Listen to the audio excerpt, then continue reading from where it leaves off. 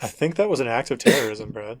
Really? That's the part of the movie where your connection's like really bad, and it's like you can destroy the government.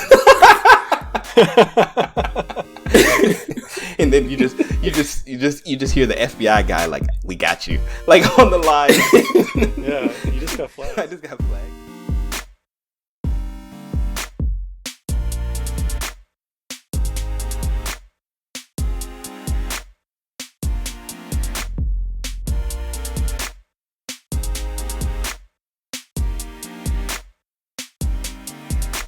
Hey there, everybody. Welcome to another episode of Super Agile Bros. This is your boy, Bradston, and you already know who's with us, Kyle and Steve in the building, so it's going to be a good time. If you're just tuning in for the first time, this is just a podcast about everything and nothing, and literally we just talk. So just get ready for the ride. We talk about video games, we talk about movies, we talk about life, and we talk about a lot of different things. But today, we're going to be doing something a little bit different. So the last few podcasts, we've been talking kind of more video games, but maybe we'll talk video games. Who knows? We'll see where the conversation goes. But I really wanted to pose something toward the guys, because I think about this a lot. And they literally have no clue what I'm about to ask them. But I want to hear from you guys, like, what do you guys think about, like, the whole thing that's been going on with, like, aliens and UFOs and UAPs and everything that's been happening in the news. And I just kind of want to see like what you guys think about it, because personally, I've never really cared about that stuff, like ever, you know, but like with all the like news coming out and like the report that dropped, you know, and things like that, like it's been on my mind. So I guess just starting out, like, have you guys even been clued in on what's been happening with like aliens and all that stuff that's been going on, like in the news and stuff? Not particularly. What little I do know is from like stuff you shared with us about, I guess, kind of the conspiracies that a lot of stuff has been happening for a long time, but it's all just been hidden. So that's pretty much all I know about it. Yeah, same. I don't really watch the news in general. And for whatever reason, I guess the people that I follow and the websites that I read haven't really cared about any of the new information that came out. So I haven't cared, so I haven't followed up or checked into it myself. I mean, in the realest sense, like it's hard to care if like, okay, like, so like maybe like we can't necessarily do this directly in this episode, but like I definitely want you guys to check out some of these videos that are coming out, because they're super wild and they're coming from like the Navy and the, you know, like actual verified footage. But like 100%, like most of this stuff is like so crazy. Like one of them is like this giant pyramid, and it's floating over the ocean. Like this is a Navy cruiser. And it's floating like in the air, and it's kind of rotating-ish, and it's flashing, and there's like a whole bunch of other ones in the background. And this is like footage from a Navy vessel, son. Like this isn't like no. How recent? Like with it, well, I think those ones maybe were recorded like a year ago. Like, and it's been declassified, you know, and finally made it through. And this dude named, I think his name is Jeremy Corbell, like he knows people, and he got them on the low, and he released them. But they're unclassified, so this is like he didn't do anything illegal, you know what I'm saying? Oh, okay. But like they don't just release them if they don't feel like it. But he got access to it. But anyways, like there's like it's super crazy, and then there's another one where it's like this weird orb, like it looks like a ball, and it's just moving across the ocean, like over the water, and then it goes through the water, like what they call a transmedium vessel. Like it goes over the water, and then it breaks through the waves and goes underwater, but they checked the area and they didn't find any wreckage, you know, like basically. I think I know what you're talking about. Mm-hmm. So they in like the biggest one, like with the most evidence, with the most witnesses, it's like this one where like this tic tac shaped UFO like was like hovering over the water, and these like fighter jets like approached it, and then it like started like looking at them, and then like there was something under the water, but the fighter jets couldn't see it. They just could see like there was something under the water, close enough to the water that it was like causing waves to like kind of break on it, like causing whitewater. And it was like flying super fast, and then it like disappeared, and then like it showed back again at what's called their like cap point, or where all of the Navy fighter pilots, like where they were gonna meet, because they were doing like routines.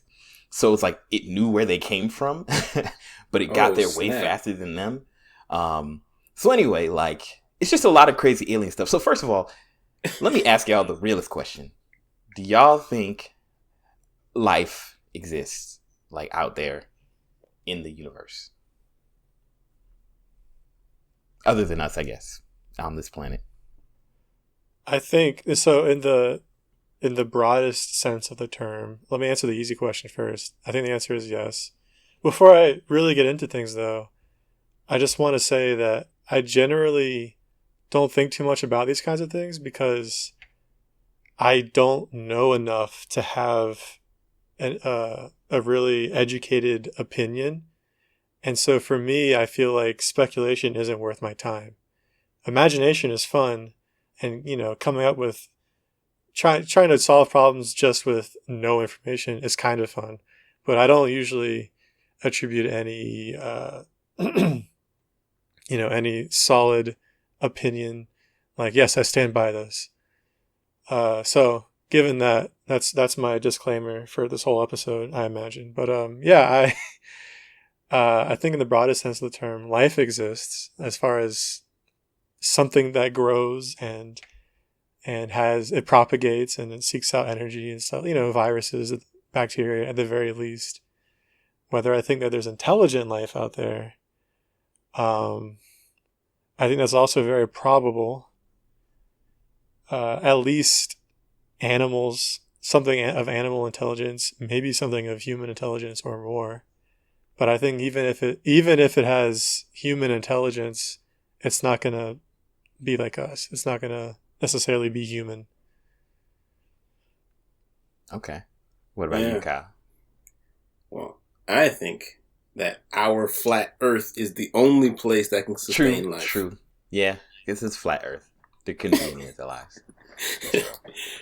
But no, to be serious though, I don't see why not. I mean, the universe is so vast, and just our perspective as a human race is so narrow. Just even with as much as we know, like imagine if we didn't have what we have now as far as technology is concerned, we wouldn't necessarily know people live on the other side of the Earth. Maybe not even within a few miles of us because we can't see past streets. Like just thinking about, I guess smaller distances between us and life makes me think that larger distances isn't that impractical. Okay. So like it sounds like from y'all's perspective, it's like there's a likelihood that there's some form of life. Doesn't necessarily mean that it's like human like. Yeah. You know what I'm saying? Like, oh, they have communities and talk and spend spaceships into the like that kind of thing. But it could be like, I don't know, squirrels, like a whole planet of squirrels, or just microbes. I mean, or the Starship Trooper bugs. Yeah, just but like it could be anything, or just gas monsters. Like in any form. I mean, whatever like suitable for their environment. True. I mean, like we adapted, I guess, if you believe in evolution or whatever you believe in, like we exist in this form because we're the best suited for this planet, right? Like for how our ecosystem and environment works, right? And like if the whole planet was covered in water and we somehow existed, we'd probably look completely different, right? Like probably look like fish, or whatever. Mermaids, but like obviously. We'd be mermaid people. I mean, honestly, dude, I think, okay, I got a lot of conspiracy theories. So number one, I don't really necessarily think that aliens exist or don't exist. But it's really like, dude, I wish we'll do a follow-up on this conversation one day, but like after you see these videos, like you have to kind of be like, bro, what is going on? Like at a minimum, you're just like, what in the world? Like if this is made by people, like these people are like evil scientists. You know what I'm saying? Like they're like doing some stuff that like they don't want nobody to know about. Like, honestly, I think it's the cartels. If it's humans, I think it's the drug cartels. And I'll tell you, I can give, well, I guess I'll tell you why, because I might forget. Like, they've been showing, like, there've been a whole bunch of proof that drug cartels are like the people who've come up with a lot of like technologies for travel, like stealth level. Like, I know from a good source or something, or really just, you could just search on the internet or government stuff, that there are vessels like submarines that are made by cartels to transfer drugs to different countries that aren't detectable by standard like sonar technology. They basically have made coding so that they won't be detected. You know what I'm saying? Like, so necessity like, is making them super innovative, man. Crazy, right? Like, they need to get there from point A to point B without being detected, you know? Like the worst motives are bringing about the coolest things. Yeah. And like, that's how it always goes, though. True. Yeah, That's the sad truth. Like money, well, you know? I was gonna say war, but yeah, War. even with war, it comes to money. Yeah, war, money, you know, trying to impose power on the people, you know, like, sadly, if you think about it, a lot of this is like a hard like pill to swallow, but a lot of like medical advancements came from, you know, the horrible times that happened in Germany during World War II, you know, because they were pushing the envelope, quote unquote, but really they were doing horrible things to people to just learn stuff, and it came at a horrible cost. You know what I'm saying? And like, in some ways, we're benefactors. It's like, I don't want to get into slavery, but the United States of America is more, started off pretty well because they had free labor. You know what I'm saying? Yeah. So anyway, that's a tangent, but okay. So I'm gonna throw some scenarios, right, about like aliens and stuff like that. So, like, first, what if there was another species on this planet that was on our level, but we're just unaware of? Like the dolphins. Yeah, like, that could make technology. Like, what would y'all, like, one day you just find out, like, oh yeah, there's like another intelligent life on the planet. Would that mess with y'all's head, or would it just be like, whatever, like, as long as they don't kill me, I'm good? So let me get this straight. You're asking, what would I do if I found out that an animal or a plant of some sort was secretly intelligent? Or you're asking me, what would I do if I found out of a new species, a new life form that is intelligent? When you say, aren't those one and the same? Or like, you mean... No. I'm saying, like, the difference between, dolphins are actually really smart versus, leprechauns are real. I guess there is maybe it's a type of dolphin that can make aerial ships.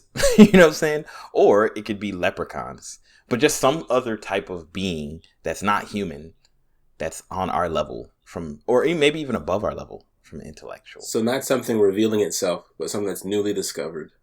To us, because it might know we're around. I mean, like, think about this. If you're like a intelligent race, you know humans are super, like, aggressive. You know what I'm saying? Like, we come to new countries and we find new animals that are dangerous and we kill them all.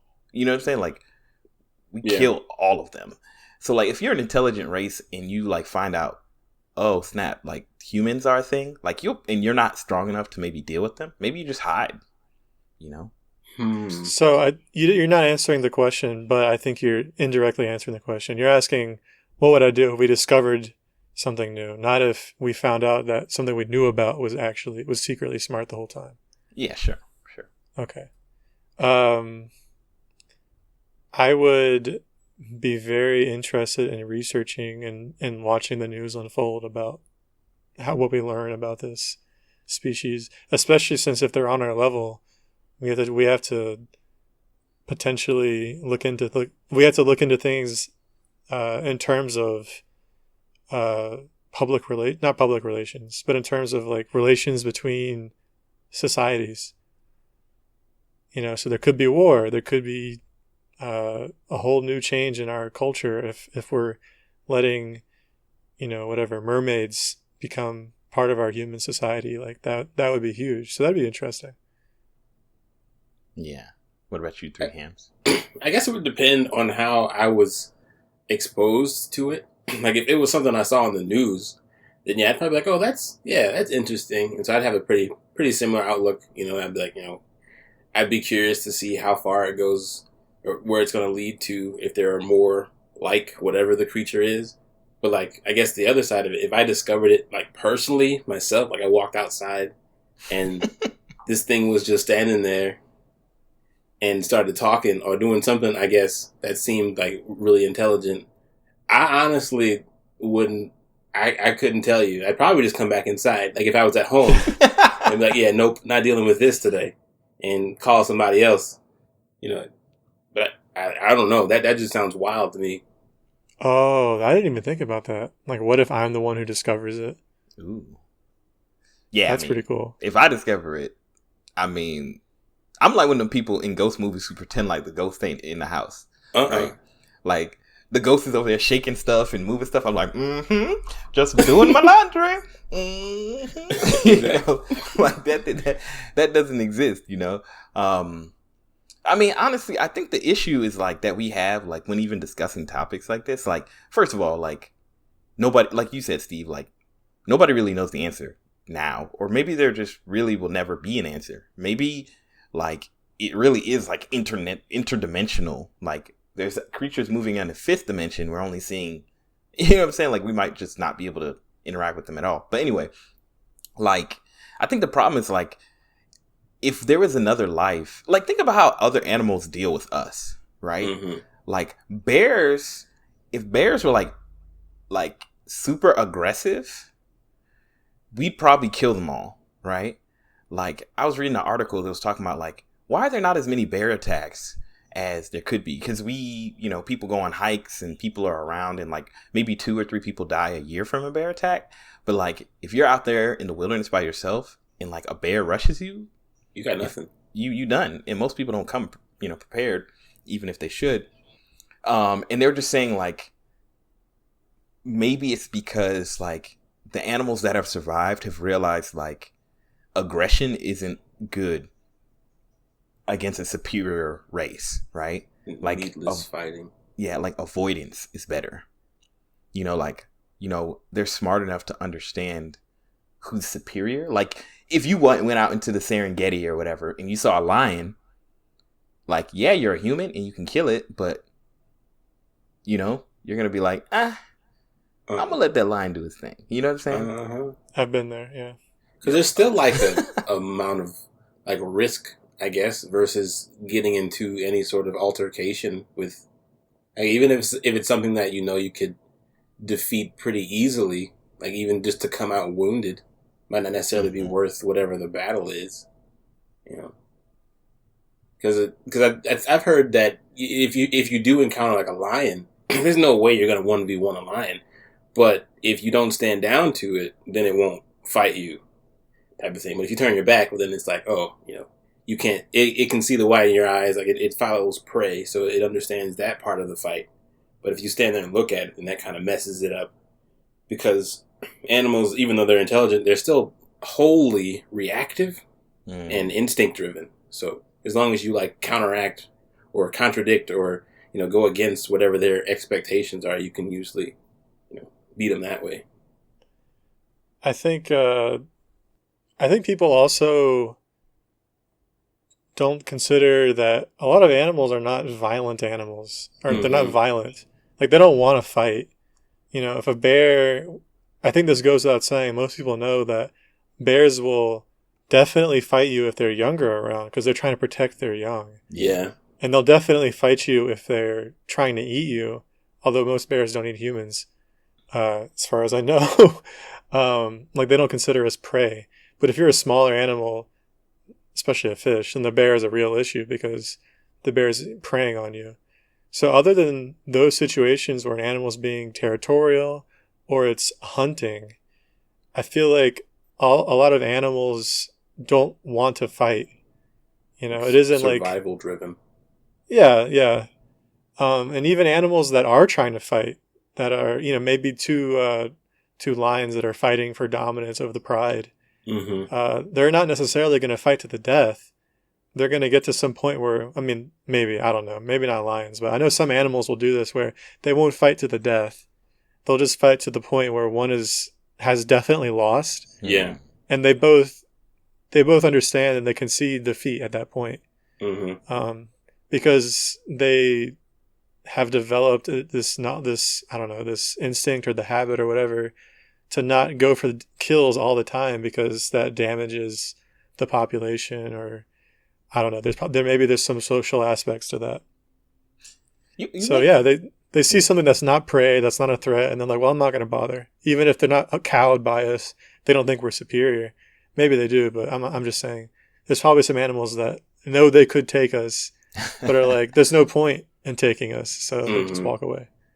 No, that's an interesting thought. Like a few different things come into my mind, but first, what I think about is, there's a period of time where I was watching a lot of Steve Irwin stuff. You know, R.I.P. Steve Irwin.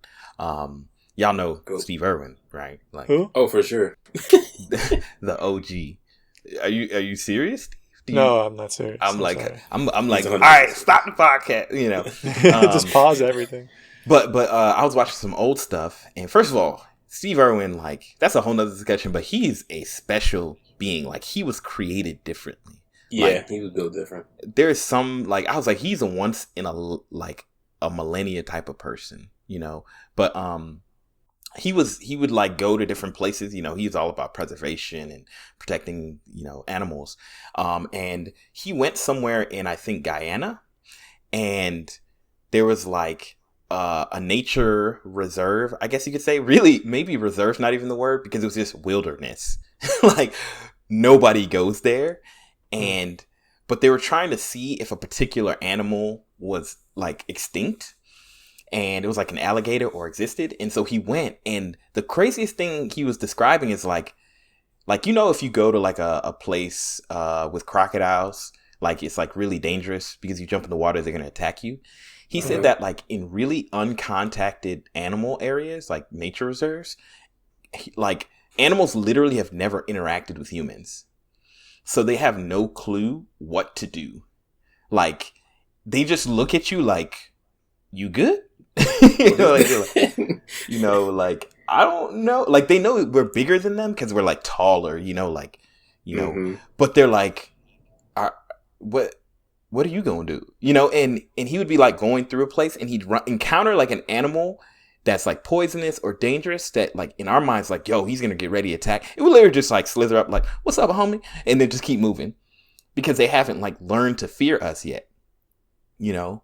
And, wow. and I feel like that's kind of how we are as humans. Like when we're young, right? We haven't grown to fear anything, but eventually life and movies and culture and our parents and the people around us exactly tell us how to interact with things that are foreign to us. So I feel like if it's a new animal, if it's a new aliens, if it's a new person, we all like deal with it in the way that we've been taught. And I feel like if aliens or anything else we would ever encounter that's unknown, we would immediately go to, how do movies deal with things? How do TV shows, you know, because that's like our only. Should I kill it before it kills me? Mm-hmm. Before it kills my family and my country. Yeah. And my money. And I say, well, I said that kind of jokingly, but I mean, that's the serious concern, right? My family, especially. For sure. Yeah. And Brad's money. And my money. Yeah, but I mean, like, yeah, go ahead, 3 years. I was going to say, in a lot of movies and stuff, they depict these like encounters as not worth the risk of finding out if whatever it is comes in peace. It's like you kill it first, so it doesn't. Yeah, like Steve was saying, so it doesn't get to your family, so it doesn't become a bigger problem. And it's like maybe it wasn't aggressive or gonna harm you, but it's like now you know it's not for sure. Now it's dead. Yeah. Yeah, I mean, like, just because something's superior doesn't mean that it has ill intent, right? Like, you see an ant on the ground. If it's just going about its business, do you go out of your way to kill it? Nah. I know some people do, but not me. And those people are, like, if you talk to those people, you're kind of like, like, let me ant killer, huh? I definitely look down on them, just morally. From my high horse. Look at you on the ground. But like, are you a danger to them just because they, you know, you exist? Not really. So why would we assume that anything an interstellar aliens or super complex ocean people are a threat to us, especially if they're like severely advanced. I mean, significantly advanced, you know? Yeah. I think. Go ahead, Steve. Go on. So I guess I would think, kind of how you were saying earlier about, the experiences. Like we also, when we're growing up, compartmentalization is a huge part of like figuring out how to deal with things quickly. And so I think that boils down to like, if something new that's encountered fits in a certain criteria, like whatever it's closest to. So like if we encounter a new small cute thing, then we won't be so inclined to kill it. But if it's larger, maybe has, a body or certain attributes that would make it seem like it'd be better suited to fight, or, then probably all those things in an instant before we even really realize that we've noticed that about whatever we're encountering, probably triggers us to lean to one side or the other as far as whether or not to engage aggressively. What were you about to say? Shoot. I totally forgot. Well, you should have went first. Just like that, it was gone. You got to write it on a piece of paper. What? But I don't know though, because like think about imagine that you were in an experiment, and in the experiment, what they would do is they take you into a room with a sliding door, right? They'd close the door behind you and lock it. And on the sliding door it's opaque, so you can't see through it. But you know that there's something else on the other side of the door, right? Yeah. Maybe you can hear it moving. Maybe you can hear it making noises. So the first question is like, we as humans, we're going to, like you said, based on what we know, like if we hear noises like, like we might be like, oh, what is that? But if it's like, meow, like, oh, it's a cat. Or if it doesn't make noise, it's like, whatever. But the moment the door opens, we see a visual, right? Mm-hmm. And we try to compare it to the thing that we saw last. What if it was just a blob on the ground?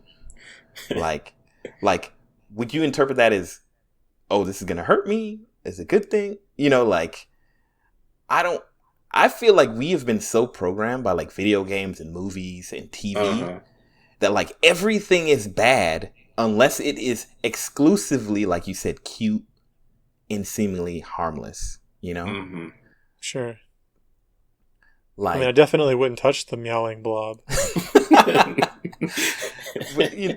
But why not? Like, it's giving you, and that's the thing. Like, what if it was a cat? How big is the meowing blob? Okay, let's use a form that we know. Like, maybe it looks like a cat, but it's making noises like a bear, That is a friend. It's got the voice of a huge bear and a little cat. I'm into it. That's a problem. Like me and Charlene were watching. Have y'all seen the Signs? Have y'all seen Signs? Yes, that was a long time ago, though. Yeah, like do you know what that's the one with about? The crop circles? Yeah, and it's about basically like there's no spoilers in this.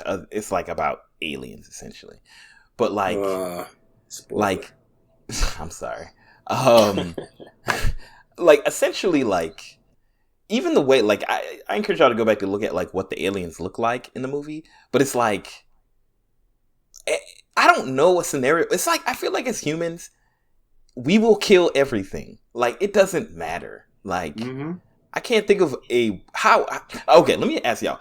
If there was an alien race, and say it was kind, how do you think it would need to contact the world in order for us not to try to murder it? Think it's too late? It would have to be the size and shape of a child. Ooh, but not a creepy child. No. I'm not saying to look like a child, but I mean like the size and proportions, Oh, I see. Yeah, not to emulate a child and be like, hello, daddy, because that would have the unintended effects, I think. But yeah, something that's non-threatening. So just show up at the White House as a child. and it'd just be good. Like, I mean, it'd probably be better than this tall, signs-looking gray man walking through the White House. Yeah. I don't feel confident that a human child could just show up at the White House and be unscathed.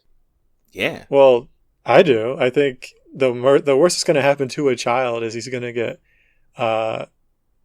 told us he's going to get guns pointed at him, and he's going to have, people checking him for bombs and stuff.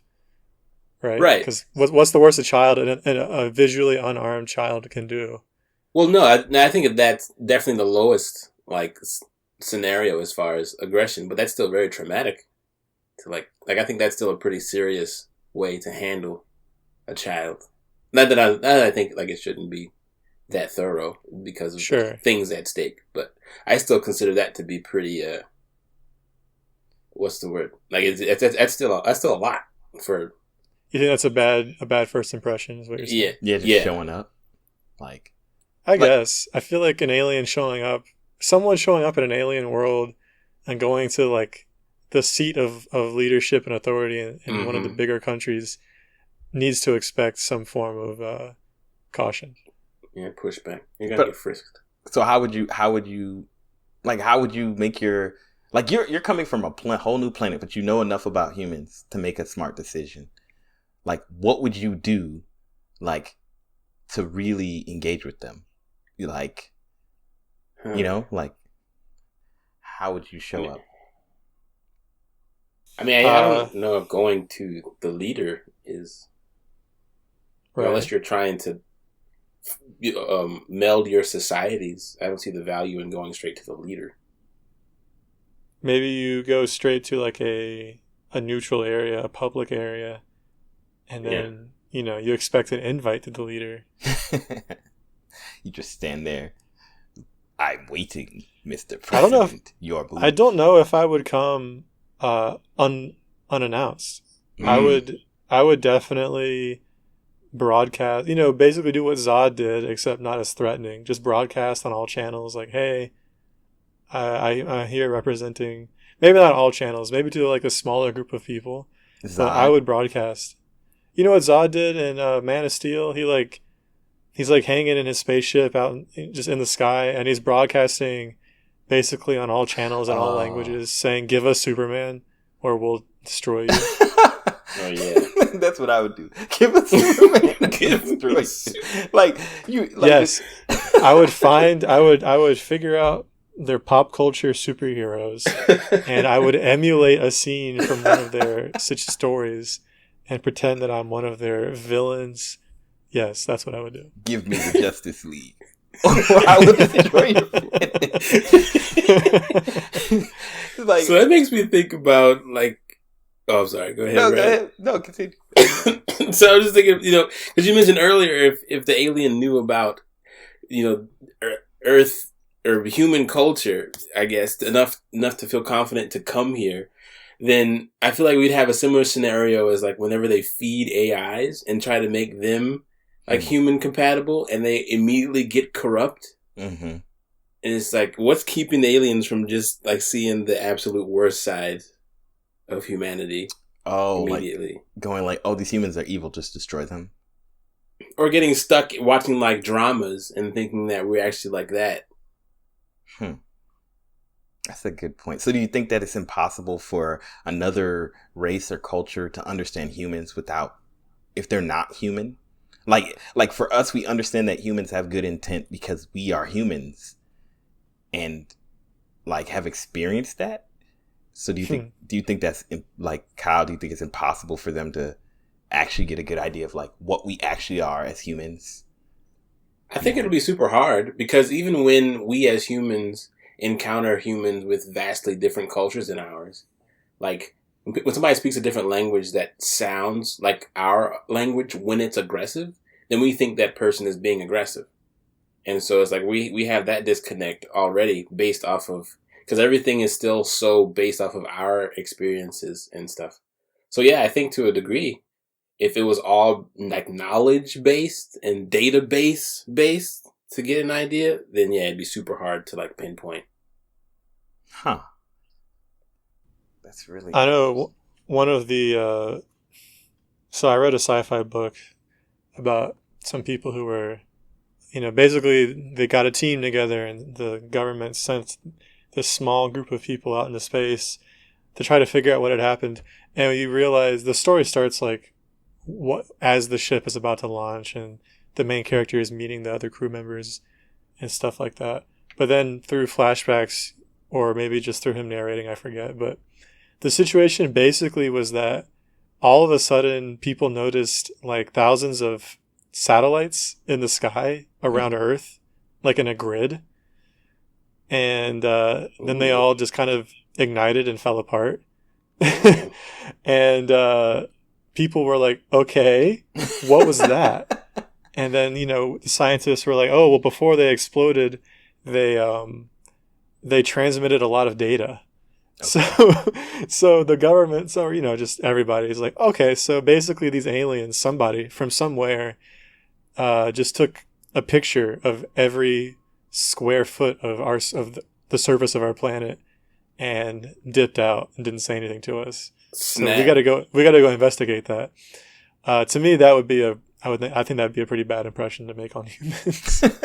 Because we would just assume, like, why would we do that? Like, we would always attach our intent to it, right? Mm-hmm. Like, I'm gonna send a covert op to do something, and he's gonna take a suicide pill, right? Because he doesn't want us to have information about, he doesn't want to. Mm-hmm. Okay, here's a scenario. Imagine you are transported. Like, you just, like, something happens and you're transported onto, and you are the alien yourself. Like, you have all of the knowledge and experience that you have, but you're, like, transported onto some super advanced ship. Now you look completely different. You look alien, and you have all this technology, and you can, like, and you're at Mars, and your ship can make it to Earth in a few days, right? Because of your technology. Sorry. And you're like, I need to come back to Earth, but they're going to perceive me as alien. I don't speak English. I speak in, like whatever, but I need to communicate to them. And maybe you've forgotten English or something, but you understand people, whatever. Like, how would you, like, approach the planet without getting murdered, or being perceived as evil, Say hi. If you're on Mars, take a picture. Send it to one of our satellites and just be in the picture waving. And people will be like, oh my God, aliens on Mars. And then they'll come to you. On Mars. So you don't think that humans would perceive that as like, so this thing knows about us enough to send a picture to us. So that means it's been monitoring us. And it's, like how do you get past, like, I think that's fine. Human thinking? I think that's part of, like, the human condition is to, like, jump to conclusions like that, though. Mm-hmm. So I don't really know if, like, that's the part you should try to win, or if it's what comes next, I guess. Like, once, I almost always assume that it's gonna gravitate towards the negative. I think that a human who got that message would be cautious, but nobody would blame this alien for doing a tiny bit of research before showing up, right? Like, I think that's fair. I think anyone who's actually out here looking for aliens is assuming that any intelligent life that contacts us is going to contact us at least partially on our own terms. Because they're the ones traveling through space. They're the ones who need to, work with us if they want peace.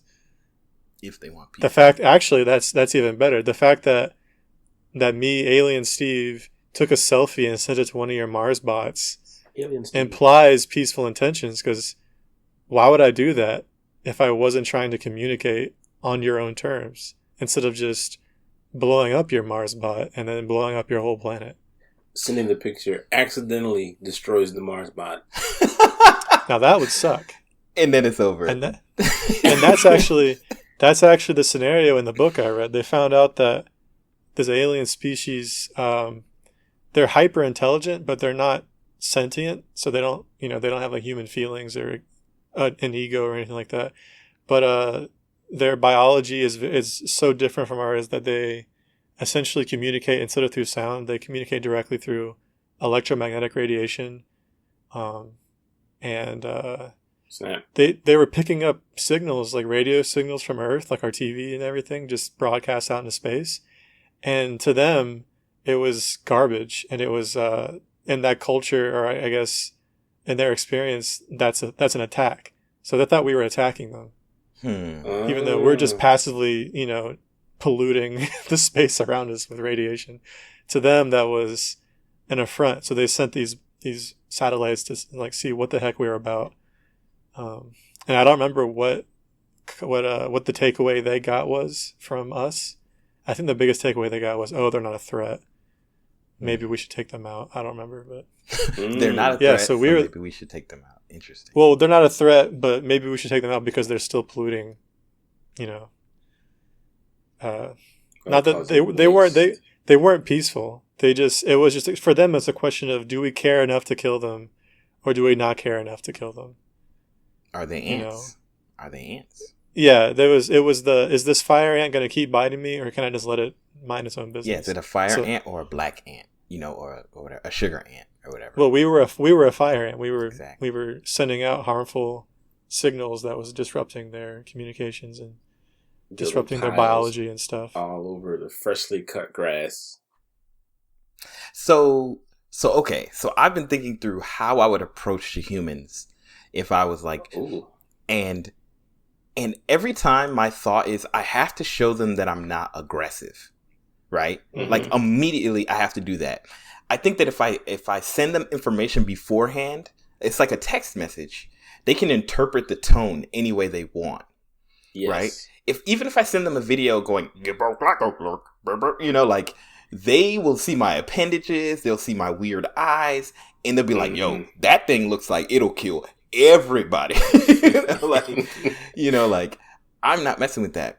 So, okay, this is kind of a tangent, but yesterday night I was playing Apex, as you know, guys, I play Apex Legends. As one does. And I decided to play it on the PS4, and I'm going to share the footage with you because I love these type of moments. So I was playing Arenas, and for people who don't know what Apex Legends is, basically it's a first-person shooter, and you play on teams, and you all have different characters, and you got to work together to beat the other team. It's a player versus player, human versus human. So, Arena is normally 3v3. Well, because Apex is Apex, I got queued into a match 3v1 where I was by myself, right? Ooh. So I get into the match. And in the past, if I was 3v1 and this happened before, I would just go in there guns blazing like I'm finna die, right? But because of some interactions I've had on the internet and seeing different things, I've noted that there's a specific way that I can show non-aggression.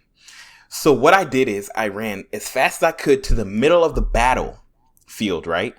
Because, normally when you're starting a fight, you're kind of trying to hide so people... Being sneaky. Yeah, exactly. I made it so they could see me straight out really early. And immediately I threw all my equipment on the ground. Everything. I threw my guns, I threw my shields, I threw my everything on the ground. And I stood there and, it's a video game, so all I could really do was squat. And I just squatted, just up and down, right? And it was 3 guys, and they approached me kind of cautiously. And I just squat, right? And I throw stuff. I still, oops, sorry, I hit my microphone. But I keep throwing stuff, on the ground, that I have, showing them I have nothing, right?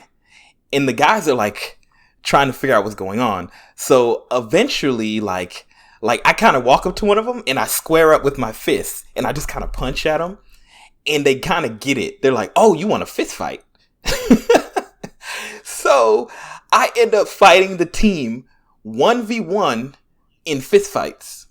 Oh my gosh. And so first I squared up with an Octane, which is one kind of character, and I fought him and I beat him, right? And he was knocked down. And then there's a Valkyrie, and the Valkyrie flies up let's go, baby. And I fight each of them. I lost. I could beat the Valkyrie, I could beat the Octane, but I couldn't beat the who's the dude who throws gas on the ground? Caustic. The dude who was Caustic was working me, son. I gotta show y'all the footage. He was working me. And it was so crazy. But my point is, the only way for them not to immediately kill me, like, they already knew I was at a disadvantage, so they knew I was a less threat. So first they were like, okay, it's 3v1, we got this. Then I had to immediately show non-aggression. So as an alien, I feel like what I would do is I'd show up, like, you know how movies do, like, people take their guns off and all that? I'd show up in a ship that wasn't overly complex, right? Didn't have big old guns on it and all this stuff. And I'd land, like, in a place where there's not, like, a military presence per se, but, like, somewhat civilized, right? And I'd land, like, maybe on a university, like a college campus, like, where there's kind of open-minded people who are kind of looking for things. And I'd come out there, like, and I'd try to use whatever alien stuff that I have, like, and I'd maybe have armor on, and I'd throw my armor on the ground. I'd have, like, you know, I'd throw everything that I have, and then I would just sit there, like, quietly, and, like, maybe try to have some type of peace offering, you know? That would be the way I would do it. I wouldn't contact the government. I wouldn't contact anybody. I would just show up. That's what I would do.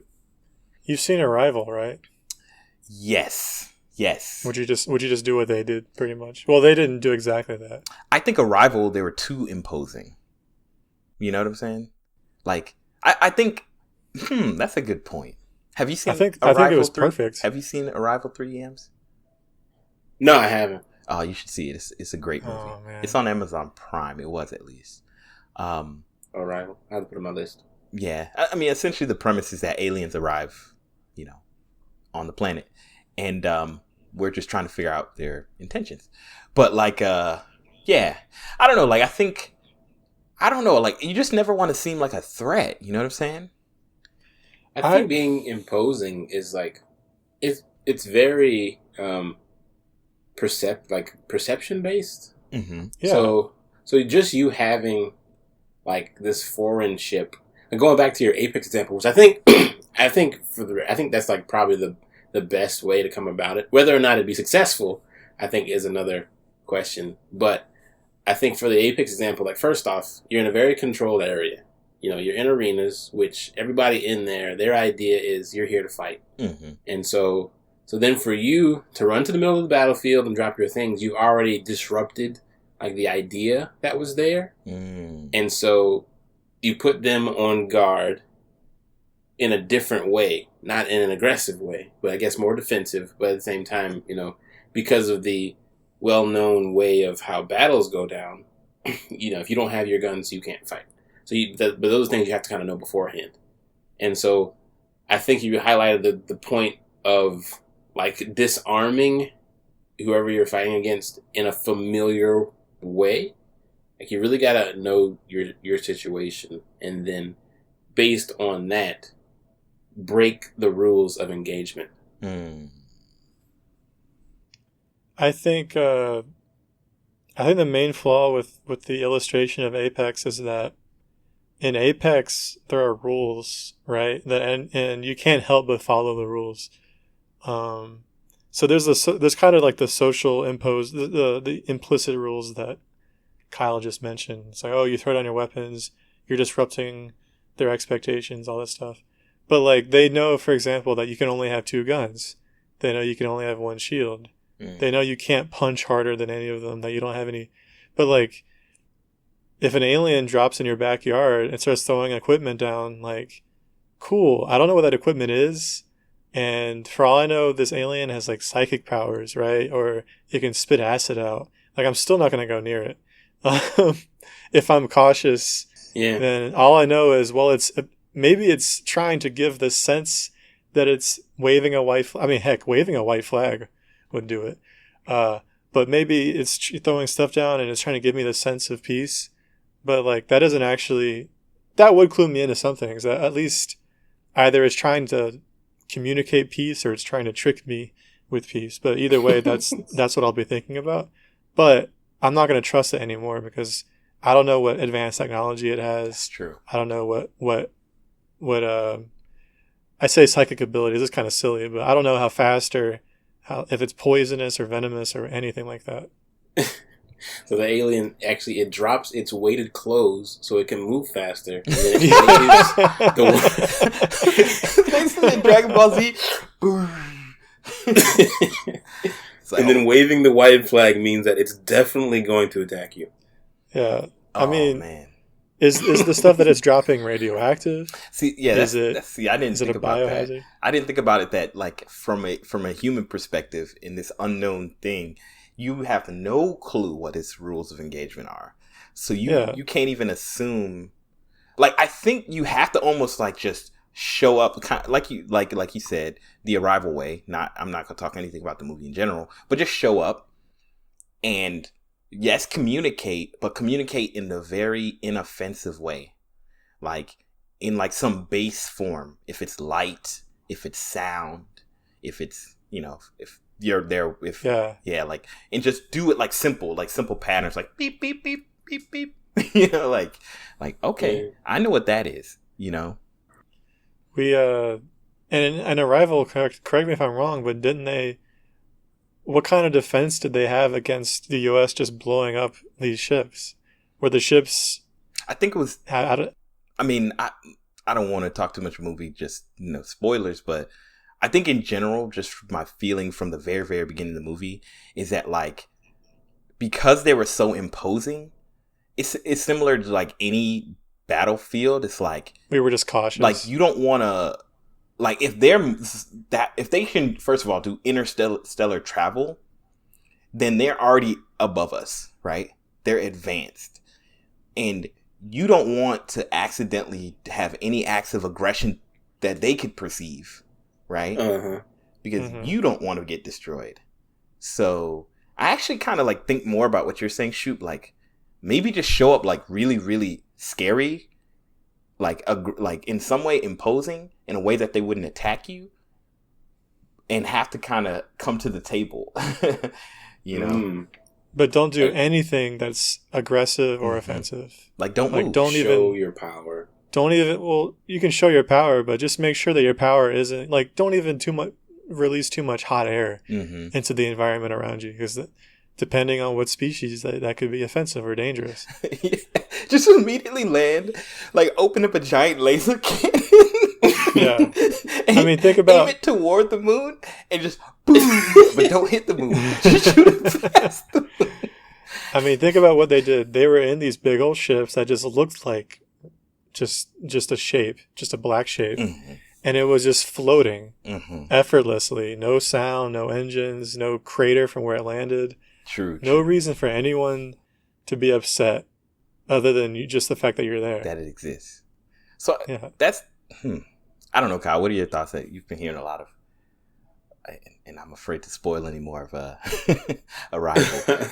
I haven't said anything that wasn't in the beginning. Yeah. I mean, it's all I'm afraid to say things because I know stuff, and I don't like. Sometimes you'll say a thing without thinking, like, oh yeah, that's a thing. I don't know. I feel like all the suggestions are kind of like whenever you go to like wildlife survival camp, and then there's a volunteer, and he's telling you like and the volunteers are telling you different things. Like if you approach this animal, make yourself really small, and the other guy's like, no, make yourself really big, and then and so it's like those are completely contradictory. You can't do both at the same time. Yet one of them's gonna get you killed, and the other one might still get you killed. Who knows? You don't know. So that's kind of where I'm seeing it, because it's like, if you come through aggressive, then yeah, you have the chance. Maybe you scare them into hearing you out, and then you can say, "Oh, I'm actually not aggressive." It's funny. Now I'm thinking about the other movie, The Day the Earth Stood Still. I remember that name. That's like a really old book, ain't it? Or a radio series or something.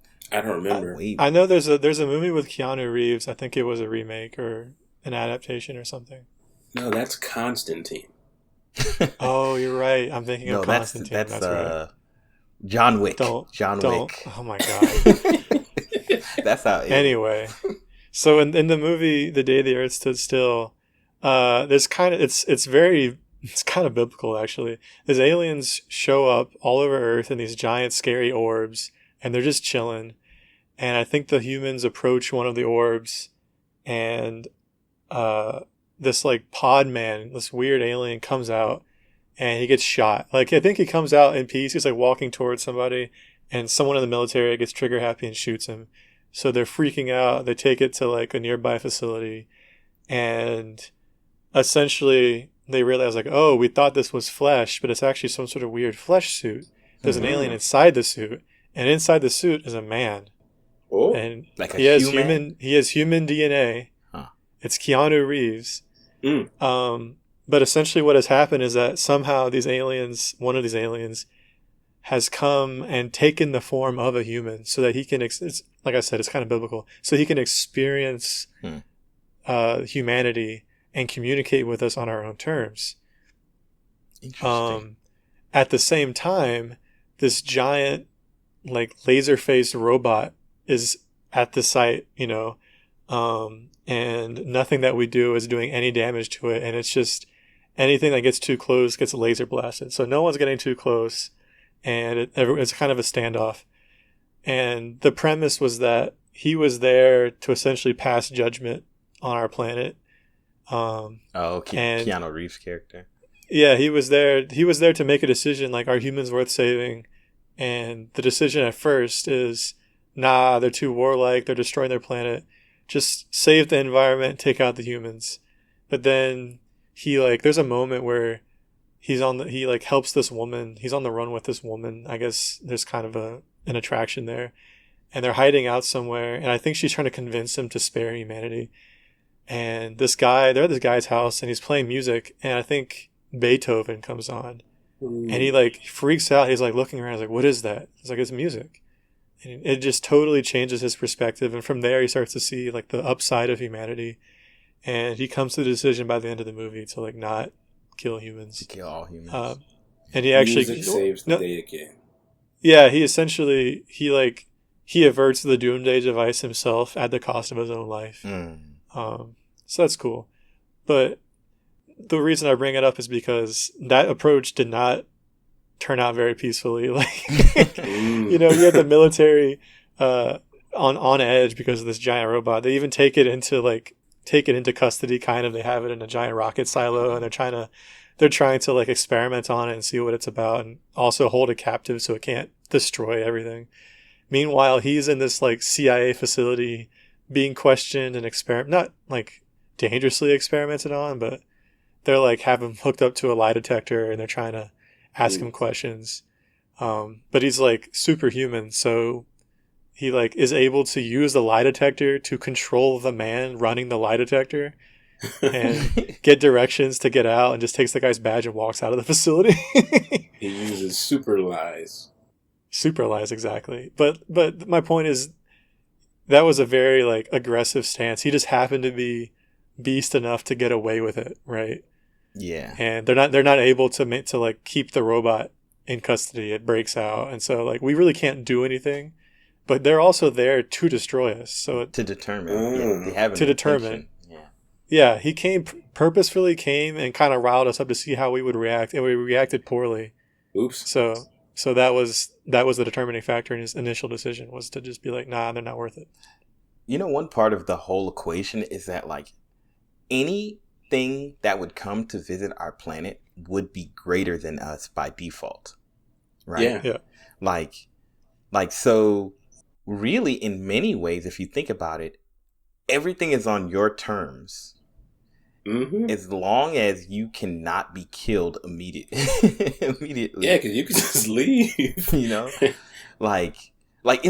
Is there any scenario, like, this is random, maybe the physics, the one who knows physics here, aka Steve, might be able to answer this. Steve.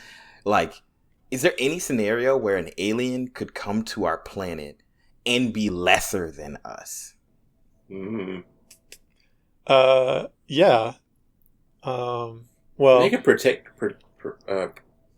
travel, I guess, without being very strong. Yeah, I think if this is a species or a society or whatever that has really gone all in on, for whatever reason, I guess engineering is just easier for them. And they're lacking in other ways. Maybe they're not strong. Maybe they're not well suited to our environment. Maybe they don't have to deal with microbes where they come from, so they just get a cold and die. That's a good point.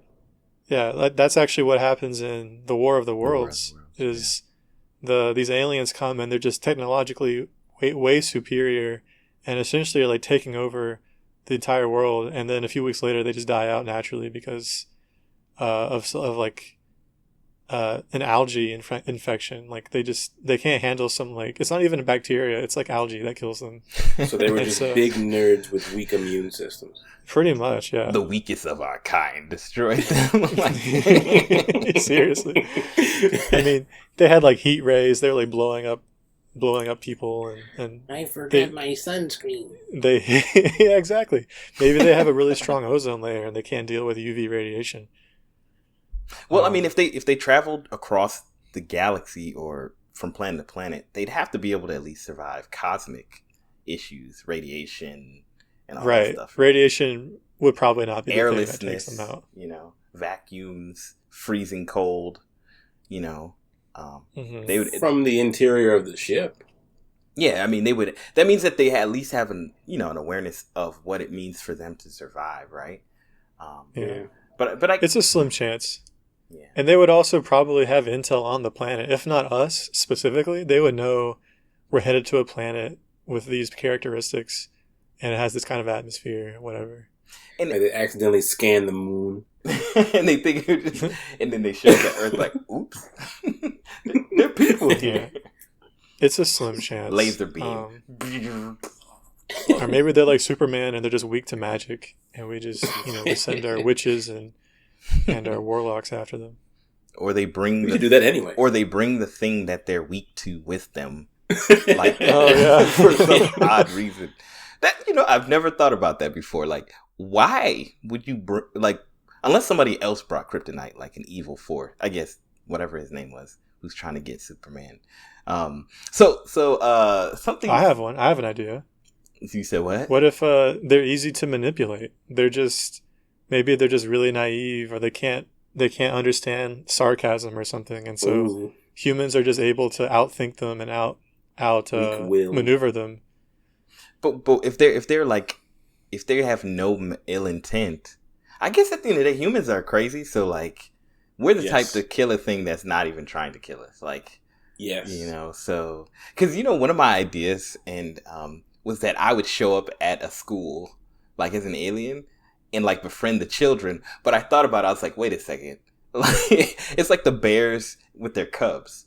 Like, a bear won't mess with you unless you mess with their cubs. Like, It's a bad idea. so for sure. though you might be treating the cub nicely, they can't. Humans. How would they interpret?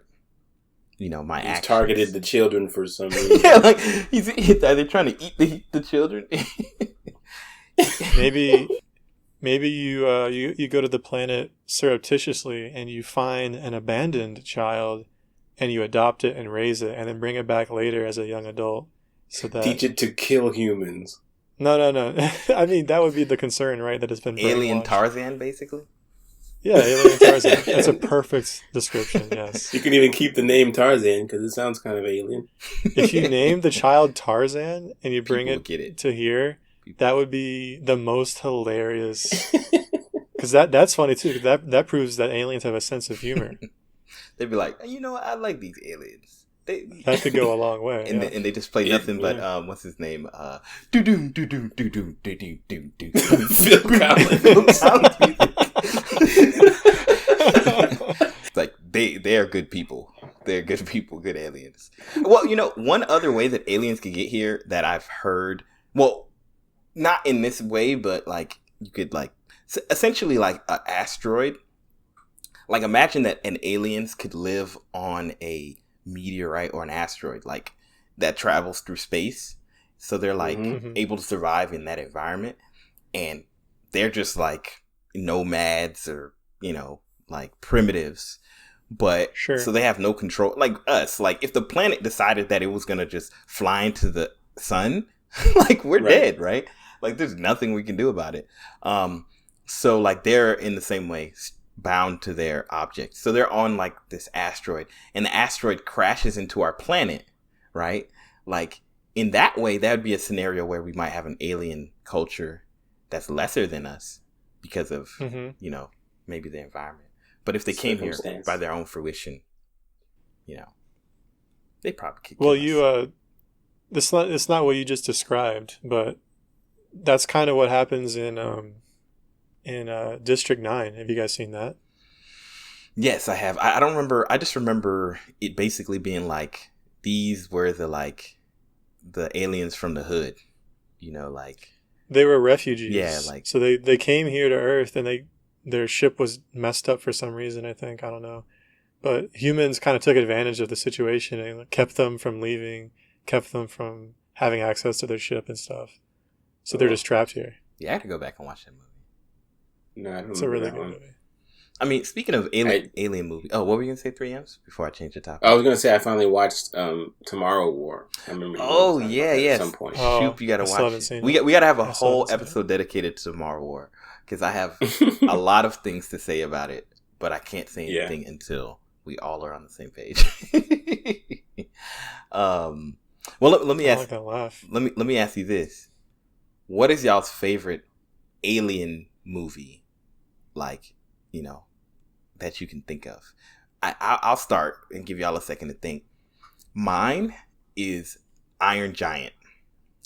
Oh, man. That's a good one. You know, That is a good because like there's many reasons why it's my favorite alien movie. Number one, Iron Giant is a comedy gold. Like, whoever It really wrote is. that, like, that movie is so much so smart. better than it should be, right? Like, it's so smart, it's so good, the characters are lovable, goofy scenarios, just everything about emotional, like, it just hits every chord, like, correct, right? Like, Almost makes me cry every time. almost every time. And the reason I really think it's like my favorite alien movie is because, one, they don't explain where he comes from, right? Like, he's literally just like, he just here. Like, he could be from anywhere. You know what I'm saying? Like, it's like, sometimes, like, if you think about it, like, if something traveled from another galaxy or something, number one, if they moved at the speed of light, it'd be like thousands of years, maybe even millions, before like their thing would arrive to us, right? So, and if you're like a species that has a lifetime, you probably wouldn't send yourself. You'd send some type of probe or something to communicate with you. And so it kind of makes sense to me, like, oh, like, this is some kind of probe. I mean, clearly, if you've seen the movie, I mean, this movie's old enough. I don't think I need to say spoiler alerts. Like, he's essentially like a murder bot, right? So, like, something sent this thing to murder everybody. You know, like, that's got to be something on the mind of the government. You know, if there was an Iron Giant 2, you know, like, the state of the world would be governments thinking about, where did this come from? And this thing has tools that can murder us. We need to figure this out and be prepared. Isn't that the plot of the Avengers? Are you saying that Iron Giant is in the Marvel universe? That happened in like what, the 50s or 60s or whatever? I was joking. I was saying that's kind of the idea, is that they come into contact with one or two superheroes or whatever, and they're like, we need the Avengers. Yeah, to prepare for whatever might come. That's all they need. That's all you need. But yeah, so that's like my favorite alien movie. It doesn't feel like an alien movie, but it's like 100%. Yeah, I forgot it was until you said it. And now that you say it, it really does feel like an alien movie, though, because it definitely leans so far into, like, you know, the military intervening and the spooks, the red-haired guy who works for the FBI, who's like, you know, he's like the X-Files, like, I'm here to cover up the truth kind of guy, even though he's very goofy and silly. You have the kid who saves the day, very Spielberg. Like, that definitely felt like a classic alien movie. Robo E.T. I get that. Almost. And the kid, he even like convinces the Iron Giant that he's like Superman. Oh yeah. Yeah. Which is like the most famous alien. That's I never put that. Well, no. I guess they say it in the movie. They talk about it. Yeah, they like, mention it. He's an alien. Yeah, because at the end of the movie, like, the most gut-wrenching part, is like, he's flying into the missile or whatever it was, and he's like, Superman. And then you cry. Yeah, you do. Yeah, you weep uncontrollably. You literally cry. So, I think my favorite movie might be Arrival. Okay. Because I loved how it painted humans as, either that or Contact, but probably Arrival. Because I loved how it painted us as people who are willing to be curious and to not just nuke aliens when they show up. And I thought that the concepts, the way that the aliens were presented was it was way more different than how we normally think of aliens. We always think of aliens like Star Trek, right? They just have funny foreheads or funny ears, but they're essentially just humans. And they essentially have, if not exactly a human culture, they'll have like a human adjacent culture. Like, oh, they're humans, but they're more warlike. Or they're humans, but they're more logical. But these were not at all humans. Their culture is super alien. Their language is super alien. But the one thing they had in common was wanting to communicate and meet new people. And I thought it was cool. Yeah, it is cool. So, I have a favorite alien and then a favorite alien movie. Okay. Stitch. And so, wait, what? Your favorite alien is Stitch from Lilo and Stitch. Ooh, so very close. My favorite alien is actually E.T., but my favorite alien movie is Lilo and Stitch. So very good guess. But I think I would like Lilo and Stitch more if Stitch looked like E.T., which would also be very hilarious to me. Wait, do you want Stitch to look more like E.T.? That old man body, man. Get him in the gym, son. Bruh, the little shirtless thing, bruh. Melted tube of Play-Doh. He's like a cute alien chihuahua. Why do you want him to look like a freaky burned Barbie doll? He's horrible, and that's why I love him. Oh. But no, I Lilo and Stitch, man. Like, first off, I love the art style of that movie. Like, it was top notch, man. Everything looked so like soft and plush, and made the island look great. And then I don't know, it had some good values in there, and because I haven't. Family. Exactly. See, you get it. You get it. Yeah. I haven't seen a whole lot of alien movies, and so I guess that's why it came to mind first. Yeah.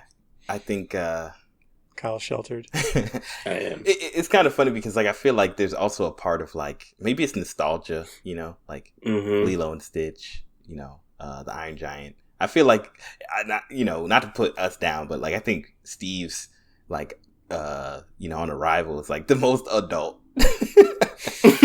choice. My favorite alien movie is Annihilation. Oh my, yo. Oh man. I mean, low key, it's up there for real. It's not. I don't really consider it an alien movie though, but it's good sci-fi. I would say my favorite adult alien movie is, funny enough, Prometheus, which is an alien movie. Like, do y'all know Alien? Really? Yeah. I won't tell you anything about it because if you haven't seen Prometheus, it's worth watching. But essentially, the premise is that humans have found out where like another alien planet is, and they're setting out an expedition to go there. And because it's an alien movie, that aliens, like the murderous, killing, eating your face, those exist. The xenomorphs exist. But it's kind of like a prequel. So where they go with it is, I like the alien part is cool, but really the implications of what caused it all and why it exists, and the reason the movie is even called Prometheus is like really cool. I was really disappointed by the sequel to the movie, which it's like Alien Arrival or something. I can't remember what it was called. Covenant? Yeah, Alien Covenant. I was really disappointed to it because the coolest things about Prometheus, didn't matter. It didn't, not that it didn't matter. They just went a different direction than I think everybody was expecting. But it was an alien movie, and it makes sense that they went that way because it was alien. But Prometheus, I would definitely encourage you guys to see it. I would love to talk about that movie too, because there's so much, if that was real, if that movie was in the real, world, it's crazy, implications. If any of these. So, if Iron Giant, But yeah, Prometheus. Contact. You said Contact, Steve, and definitely agree. That's one of those like accidentally like religious movies. Like it's kind of like a faith building movie. You know, like. Isn't Owen Wilson? Yeah, Owen Wilson. Priest in that movie? He's in there. He's a priest, but he's like. He's an atheist priest. Yeah, like. What? No, he's not an atheist. He's a faithful man. He's just like a hippie priest would be a better. Oh, that's better what it was. Yeah. Yeah, Contact's a cool movie. It's like a slow moving, like it's more of a drama, like you just got 3 amps. It's a very human story. Kyle, you gotta watch that too. There's so many good alien movies. There's terrible ones like Steve. You know the movie I'm about to mention. Europa Report. I knew it. That movie does suck. Europa Report made me so angry. Like I was like, I just wasted all this time. Like y'all really, like. It's exactly how. like it's one of those movies where like the reveal and where they go with it is so disrespectful, like to my intelligence. Like, snap. It's so bad, man. Yeah. So, well, you know, I really appreciate you guys humoring me on this alien conversation because I could talk about this for days. I got like layers on layers. I have a whole theory that the aliens that we see on this planet are actually octopuses. Octopuses. There's a whole bunch. Why is it so hard for you? No, there's a whole bunch of different octopus, like plurals. Octopodies. There's another one I can't remember.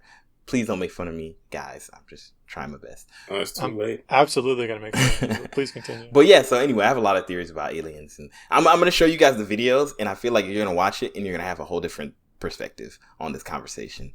But yeah, man, I appreciate you guys humoring me. I appreciate everybody listening, checking out, you know, the Super Agile Bros, the Agile Brothers. You know, we about that life. But yeah, thank you for listening, guys. Anything you want to share? If an alien is listening right now, anything you want to say to them, you know, before we go? Yeah, I know that xenomorphs and blue eyes white dragons are related. You can't tell me otherwise. Just have your trap card ready. If you're an alien, do not watch Europa Report. Watch Annihilation instead. That right there might engender. They might like you now. They might be like, "Thank you." You've saved us all. But yeah, man, any aliens out there, just know that I can give you my student loan account number, and if you'd like to destroy that whole branch of the world, the government, please do. Use your laser beam. Do what you got to do. I trust you shooting all the student loans into you know, nothing. I think that was an act of terrorism, Brad.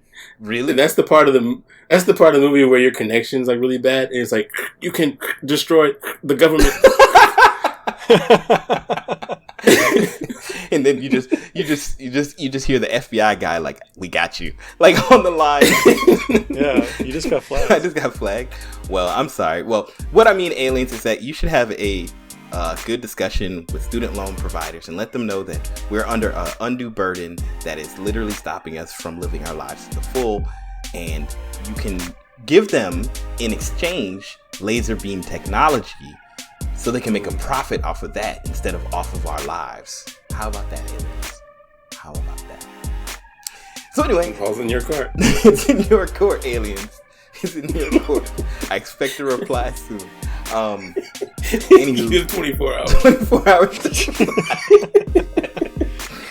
Aliens are like, wow, I guess I heard. Now I gotta do it. I guess I gotta go talk to Sally Payne. But anyway, once again, thank you for checking out this episode of Super Agile Brothers. And we look forward to hanging out with you guys in the future. Y'all take it easy. Peace.